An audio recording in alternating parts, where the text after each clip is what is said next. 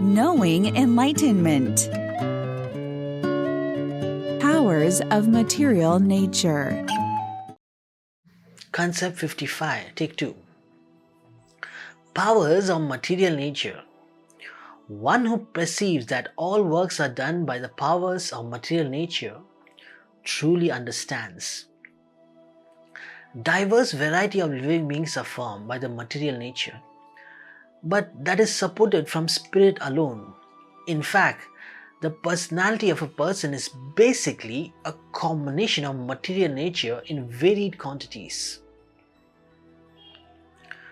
Fools thinks it's their personality, but it is actually just a mere combination of things which they are forced to use. They are always trying to get the right varied quantity of material nature to be successful in their material life. For that they pray and do various rituals, but they don't know that to go beyond material nature is where the ultimate bliss is.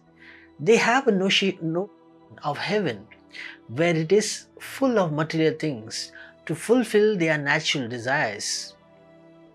It could be sex, food, or positions or powers or anything. The thing they desire now and work now, they think they will get more as a reward in heaven.